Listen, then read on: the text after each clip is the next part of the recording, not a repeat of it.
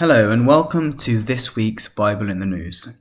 This is Paul Barnes joining you from the city of Tiberias on the western shore of the Sea of Galilee.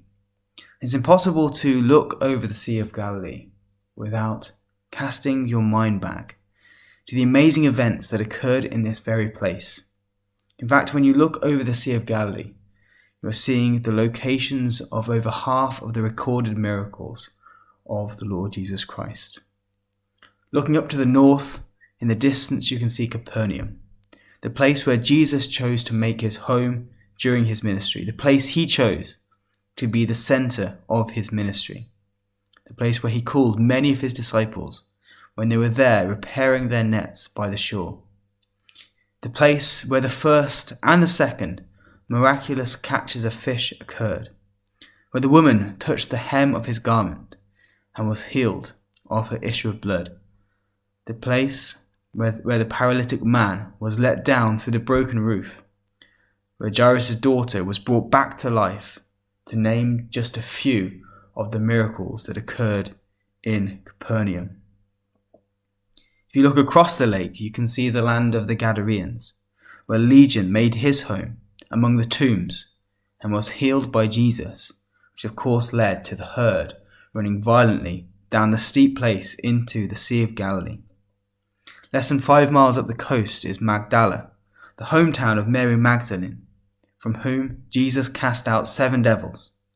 The place also where the Pharisees and Sadducees came to tempt him, and Jesus answered them, "When it is even, you say, it will be fair weather, for the sky is red, and in the morning it shall be foul weather today, for the sky is red and lowering. O ye hypocrites, you can discern the face of the sky, but can ye not discern the signs of the times?" Looking across the tranquil waters of the Sea of Galilee, you see a place where once was a raging tempest, only to be calmed by the words of the Lord Jesus, commanding them to be calm. The waters where the Lord Jesus Christ walked, going to his disciples. But also when looking at these places, you can find yourself thinking ahead to the events that are in store for this land, especially in light of the tragedy that is unfolding right now in Ukraine. Because the sad truth is, what is happening there will one day happen here, to our brethren, the house of Israel. But what we are seeing today is how the leader of the people of the Rus, or the people of the Rosh, treats his own, those who he sees as his people, fellow members of the people of the Rus. But when the leader of the people of the Rus gathers that confederacy together to come against Israel, they will not be coming against people they see as their brothers. They will be coming against people they see as their enemy, people who they see as oppressors and occupiers. And we see today Britain and its allied nations helpless to act, unable to do anything but to ask, "Why are you doing this?" Asking, "Are you come to take a spoil?" But not able to do anything to prevent Russia attacking Ukraine. And we see the stage tragically set for when Israel is the target, and those who stand on the sidelines will again be unable to do anything more than to ask, "Art thou come to take a spoil?" And we know some of the things that will happen here in the land of Israel during Gog's invasion from prophecy.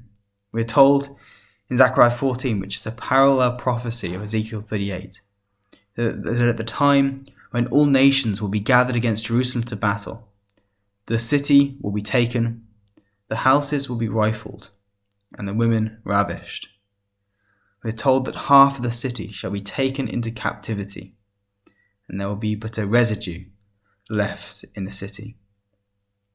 In Joel 3, which is another parallel prophecy of Ezekiel 38, we are told that when all nations are gathered against Israel, they will be brought to the valley of Jehoshaphat, and God will plead with them there because of how they have treated his people and his land.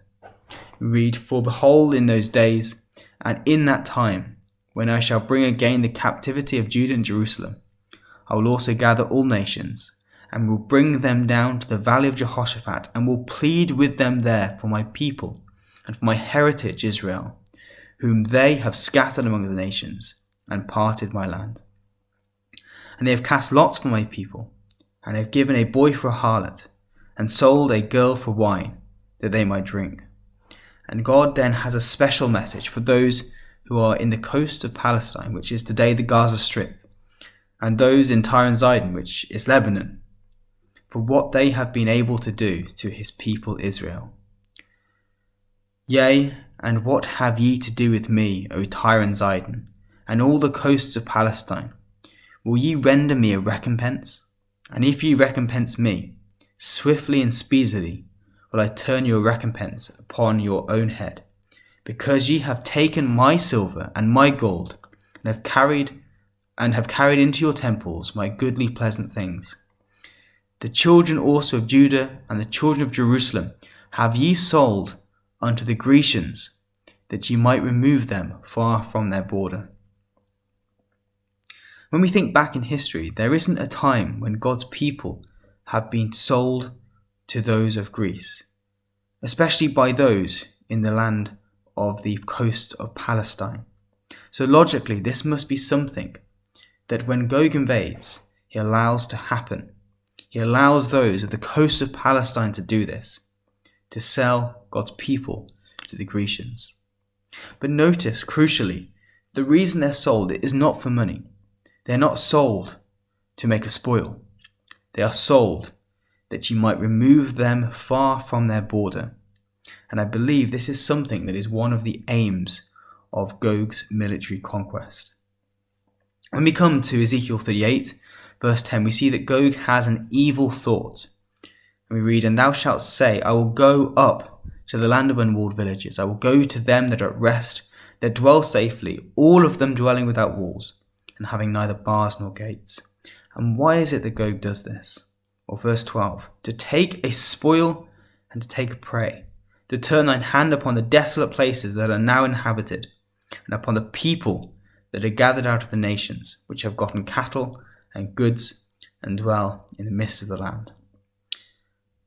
And what exactly this spoil is has been discussed extensively throughout the years, while little discussion has been focused on what the prey in this verse is.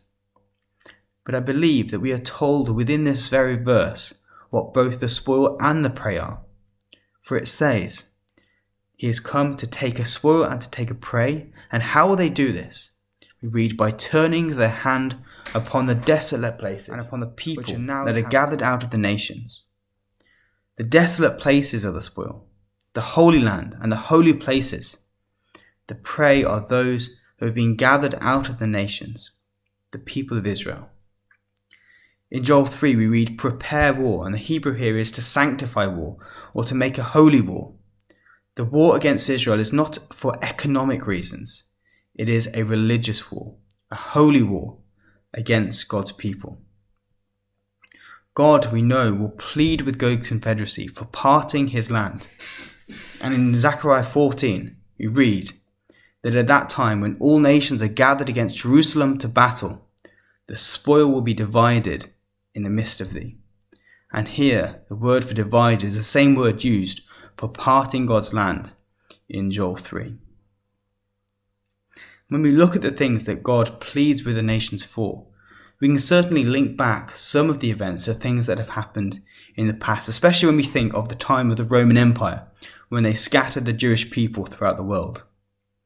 But just as Gog will be, and his confederacy will be, the standing up of the entire image of Daniel 2. The Babylonian, the Roman, the Medo-Persian, and the Roman Empire all together. So I would suggest that Gog will be the manifestation of all these things done against God's people by all of these ancient empires, united together, and they come against Israel. And so as we see Russia pushing to build up that image empire, Putin himself actually stating that why he wants to do this is because the Ukrainians are part of the people of the Rus, the people of Rosh, who he wishes to unite together. And we know from prophecy that the Rosh will lead the confederacy that come against God's people, united together. And so as we see these things, as tragic as they are, let us remain hopeful, putting our hope in the future, because these things are sure signs of the times, pointing towards a time when the world will be in peace, when men will beat swords into plowshares and spears into pruning hooks, and men shall learn war no more. Join us again next week for another edition of Bible in the News.